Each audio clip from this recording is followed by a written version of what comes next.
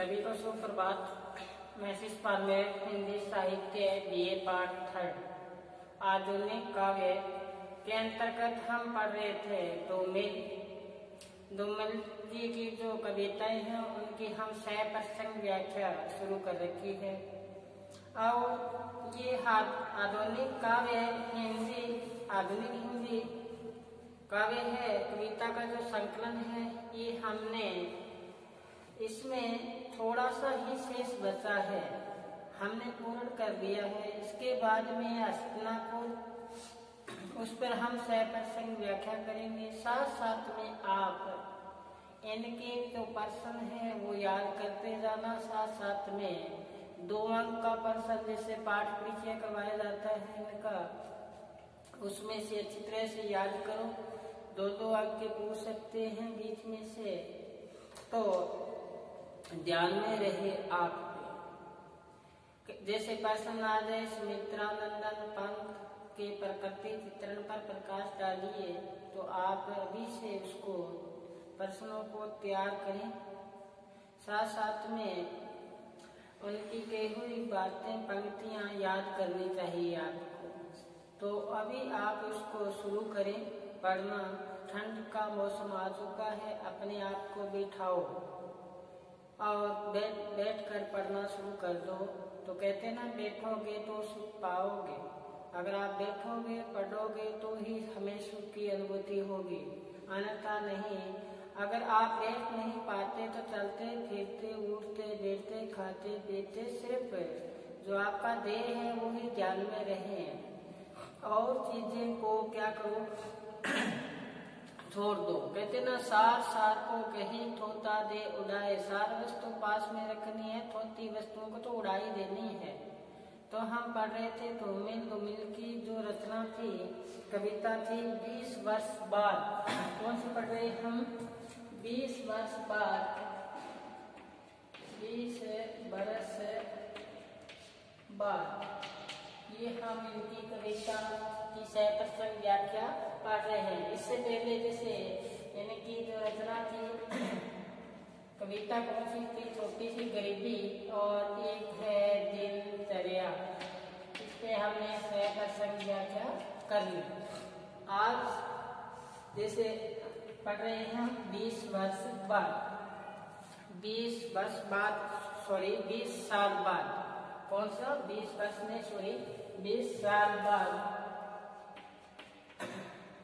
20 साल बाद ये कविता हम पढ़ रहे हैं। 20 साल बाद में कवि ने क्या बताया कि ये जो कवि है दुम्मल जी शोधात्री कवि है। और इस कविता के माध्यम से कवि ने बताया कि 20 वर्ष बाद, 20 साल बाद जो सपने सजोए थे आजादी से पहले, वो सपने साकार नहीं हुए। साकार नहीं होने से मन में व्याकुलता बेचैनी है।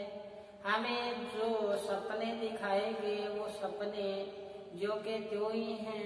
जो नारे लगाए गए आजादी में हमें इस प्रकार से बताए गए, लेकिन जो गरीबी है वो और गरीबी होती जा रही है और पूंजीपति वर्ग धनवान होता जा रहा है। और इस प्रकार से कवि ने 20 साल बाद कविता में ये वर्णन किया। क्या कहा कि 20 साल बाद मेरे चेहरे में, मेरी आंखों के सामने क्या है कि जिसने पहली बार जंगल देखा कि ऐसी स्थिति हो गई, जंगल की सी स्थिति आ चुकी है। जंगल के जीव है, वो कहते हैं जीवस्यम भोजनम, कहते हैं खाद्य श्रृंखला चलती है। इसी प्रकार यहाँ पूंजीपति वर्ग है, वो तो छोटे शोषित वर्ग को अपने पंजों में क्या कर रखा है? जकड़ रखा है। तो ये शब्द कल बताए थे, जिसने पहली बार क्या देखा? जंगल देखा और पानी का सैलाब। कहते हैं पानी सींचने के बजाय पानी का उपयोग इस प्रकार से हो रहा है जैसे ध्वंस कर रहे हैं। और फिर बताया हरी आंखें, कि आर्यन के काल से खुशहाली का प्रतीक, लेकिन यहाँ पे सपने इस प्रकार से खुशहाली के दर्शाए गए, लेकिन वो सपने ही सपने बन के ही क्या रह गए हैं। ये कवि ने यहाँ पे बताया। आगे हम इनकी जो इसके आगे का जो भाग है वो हम साथ साथ में अंकित करते हैं, साथ साथ में आप पढ़ें। तो क्या बताया है आगे देखें कि 20 साल बाद मैं अपने आप से एक सवाल करता हूँ। 20 साल बाद मैं अपने आप से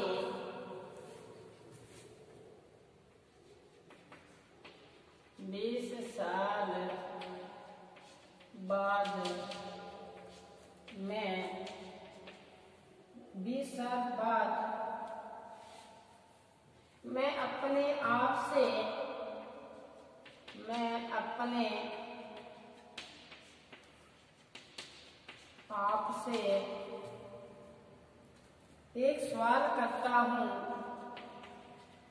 एक सवाल करता हूँ,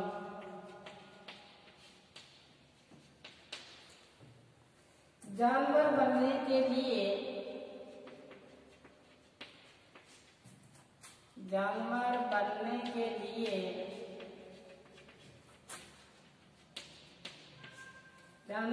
के लिए कितने सब्र की जरूरत होती है।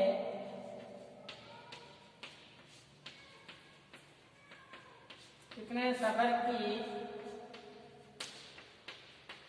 जरूरत होती है और बिना किसी उत्तर के चुपचाप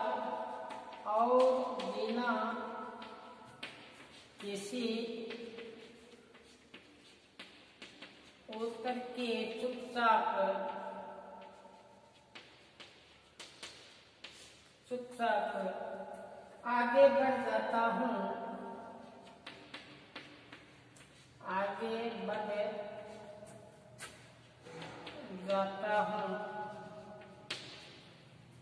क्योंकि आजकल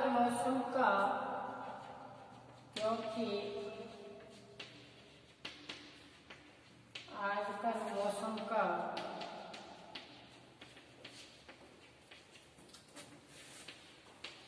मिजाज यूं है कि खून से उड़ने वाली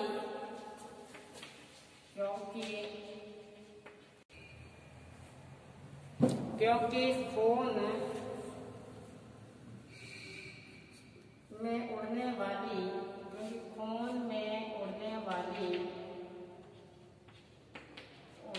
वाली पत्तियां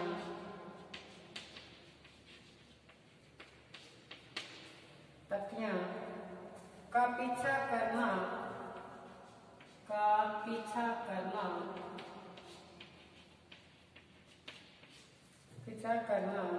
लगभग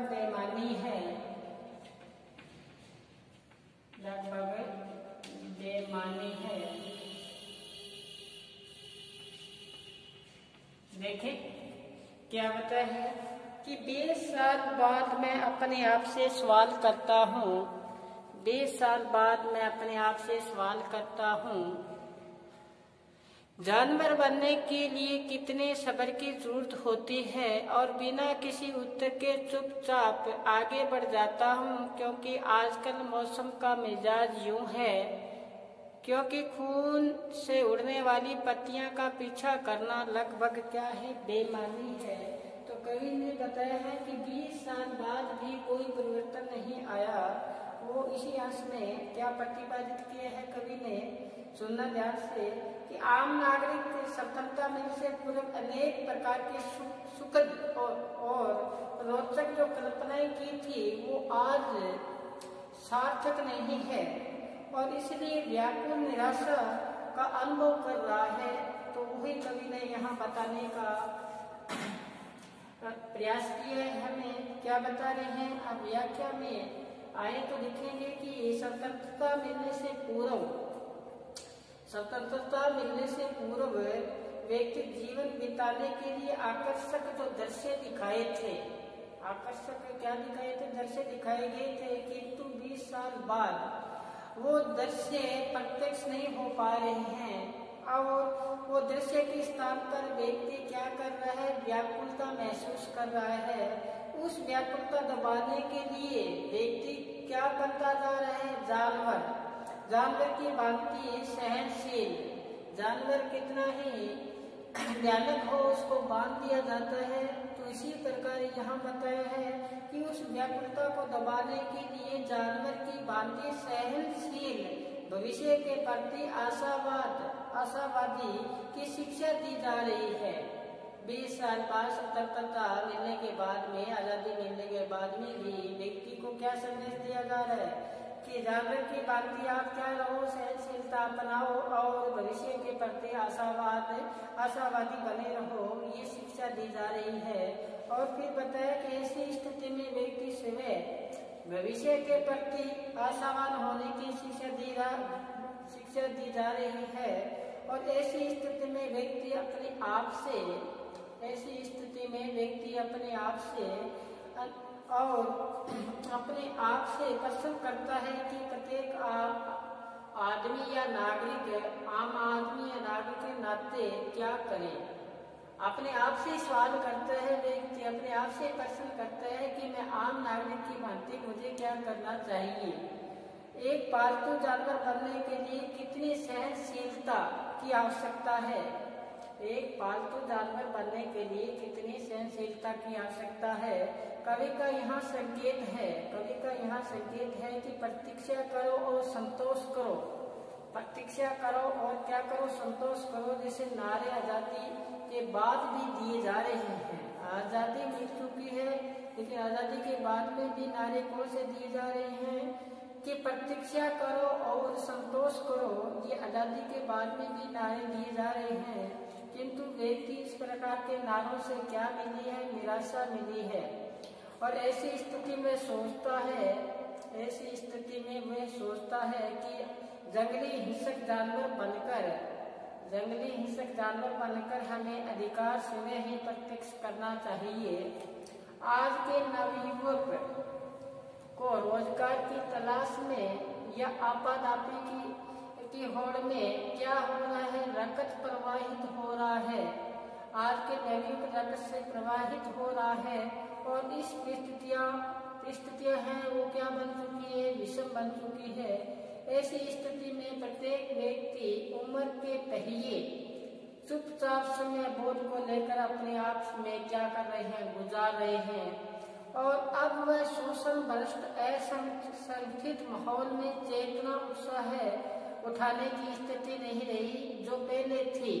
आजादी से पहले जो संगठन था उसमें क्या था, संगठन था, और अब वो संगठन चूर हो चुका है। अब सब कुछ क्या लगता है, बेमानी लगता है, निरर्थक लगता है। ये बताया है कवि ने इसमें। 20 साल बाद भी कवि अपने आप को एक सवाल करता है, कहते हैं जानवर बनने के लिए कितने सब्र की जरूरत है। एक उसको इस प्रकार से प्रताड़ित किया जाता है जिस प्रकार से जानवर को बांध के, इसी प्रकार से यहाँ बताया है। फिर बिना उत्तर दिए ही व्यक्ति क्या बढ़ जाता है, आगे बढ़ जाता है, क्योंकि आजकल उसको जो ये समय है वो अनुकूल नहीं लग रहा, विषम परिस्थितियां लग रही है, इसलिए उनको ये पीछा करना भी क्या लगता है, बेमानी लगता है। तो 20 साल बाद अपने आप से सवाल करता है, क्या करता है कि जानवर बनने के लिए कितनी सब्र की जरूरत होगी। अब चलते हैं आगे देखो, दोपहर हो चुकी है, हर तरफ ताले लटक रहे हैं। दोपहर हो चुकी है, हर तरफ ताले लटक रहे हैं। दीवारों से चिपके गोली के छर्रों और सड़क पर बिखरे जूतों की भाषा में एक दुर्घटना लिखी गई है। हवा से फड़फड़ाते हुए हिंदुस्तान के नक्शे पर गाय ने गोबर कर दिया। तो यहाँ इसके हम सदर्शक व्याख्या करें तो कवि ने बताया है कि इस धूमिल जो कवि है ये 88 कवि है। मैंने पहले बताया आजादी में से पहले सपने दिखाए गए जो वो साकार नहीं हुए, स्थिति की वैसी ज्यों की त्यों बनी है। इस पे ही कवि ने यहाँ अपना विचार व्यक्त किया है। क्या कहते हैं कि इस अंश में कवि ने सत्ता की शक्ति, इस अंश में कवि ने सत्ता की जो शक्ति है और जनजीवन की जो विवश स्थिति है उसकी वेदना घृणा भरे ईश्वर में की है, आक्रोश भरे स्वर में की है। ऐसा कह सकते हो कि अभावग्रस्त जनता दोपहर की खुली धूप में, अभावग्रस्त जनता दोपहर की खुली ही धूप में खुले आम आदमी निकलने में क्या है, असमर्थ है। इस स्थिति को एक प्रतीक के माध्यम से, एक दुर्घटना के माध्यम से यहाँ वर्णित किया है। कवि कहता है, क्या कहता है, एक चश्मदीद गवाह के माध्यम से यहाँ हमें बताने का प्रयास किया है। क्या कहता है कि दोपहर खुली धूप हुई, दोपहर हो चुकी है, यानी आसमान साफ है, सब खिली हुई क्या है, धूप है। और फिर हर घर पर क्या लटके हुए हैं, ताले लटके हुए हैं, हर घर पर ताले लटके हुए हैं। आगे बताया बंद, यानी कि सब दरवाजे बंद पड़े हैं और विवश पड़े हैं। दीवारों पर गोली के निशान, दीवारों पर चिपके गोली के छर्रे, यानी दीवारों पर लगे गोली के निशान भय और आंतक बर्बरता की कहानी बताते हैं। यही नहीं, सड़कों पर आदमी नहीं दिखाई दे रहे, सड़कों पर क्या नहीं है, आदमी दिखाई नहीं दे रहे हैं। वहाँ पर और सड़क पर बिखरे जूतों की भाषा में वहाँ पर जूते बिखरे पड़े हैं। इसका आशय जो भय और हताशा, भगोड़ी मानसिकता यहाँ व्यक्त हुई है। फिर बताते हैं, दोपहर के समय घरों में ताले दीवारों पर लगे हैं और गोली के छर्रे, सड़क पर बिखरे हुए जूतों की भाषा भयानक दुर्घटना की सूचना देते हैं। ये क्या देते हैं, भयानक दुर्घटना की सूचना देते हैं। और जिस हिंदुस्तान में रहते हुए लोगों ने, जिस हिंदुस्तान में रहते हुए लोगों ने क्या किया, लोगों ने खुशहाली की कल्पना की थी, खुशहाली की कल्पना की थी और कामना की थी, वो नक्शा फड़फड़ाता हुआ जमीन पर पड़ा है आज। फिर बताया, उसी नक्शे पर गाय ने क्या, गाय का गोबर भी क्या है, पड़ा हुआ है। तात्पर्य कवि का है कि जिस नक्शे की हिफाजत के लिए, जिस नक्शे की हिफाजत के लिए तन मन अर्पित होना चाहिए, जिस नक्शे की हिफाजत के लिए तन मन अर्पित होना चाहिए, वो नक्शा कुछ गोबर के नीचे सड़कों पर बेकदरी से पड़ा हुआ है। तो इस कथन में एक आक्रोश गलाने का जो भाव व्यक्त हुआ है और लाक्षणिक व्यंजनात्मक भाषा के रूप में कवि ने यहाँ बताने का प्रयास किया है कि दोपहर हो चुकी है, घरों पे ताले लटके हुए, भय और हताशा का क्या है, वातावरण है। और ऐसे भय और हताशा का वातावरण बताया है कि सड़क पर बिखरे हुए जूते, सड़क पर बिखरे हुए जूते की भाषा में एक दुर्घटना लिखी गई है। हवा में फड़फड़ाते हुए हिंदुस्तान के नक्शे पर गाय ने क्या कर दिया, गाय ने गोबर कर दिया है। तो जिस हिंदुस्तान की हिफाजत के लिए तन मन अर्पित होना चाहिए था, आज वहाँ पे क्या कहता है, वही नक्शा कुछ गोबर के नीचे फड़फड़ाता हुआ बेकदरी के साथ पड़ा है। आगे देखो, आगे बताए, मगर यह वक्त घबराते हुए लोगों की शर्म और आंकने का नहीं है और यह पूछने का कि संत और सिपाही देश का सबसे बड़ा दुर्भाग्य कौन है। फिर एक व्याख्या शेष बचती है जो कल हम आगामी वीडियो में करेंगे। उसमें बताया है कि आहे वापस लौटकर छूटे हुए जूतों में पैर डालने का वक्त नहीं। 20 साल बाद और इस शरीर में सुनसान गलियों में चोरों की तरह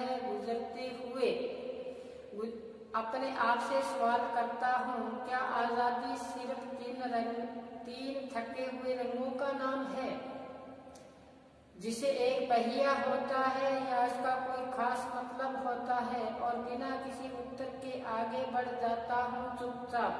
इसकी सह दर्शन व्याख्या कल करेंगे, आज बस इतना ही। इसके बाद में लोहे का स्वाद शेष बचा है, कल इसका पूर्ण करने का हम प्रयास करेंगे। फिर इसके बाद में हम शुरू करने जा रहे हैं हस्तिनापुर। तो आपको सचेत करो, इससे पहले आप हस्तिनापुर जो पुस्तक है वो आप के पास होनी चाहिए। मैं साथ साथ में बोर्ड पे अंकित करता जाऊंगा और साथ साथ में आप भी इसको महत्वपूर्ण बातों को अपने रजिस्ट में अंकित करेंगे। आज बस इतना ही। घर पर रहें, सुरक्षित रहें और पढ़ते रहें। धन्यवाद।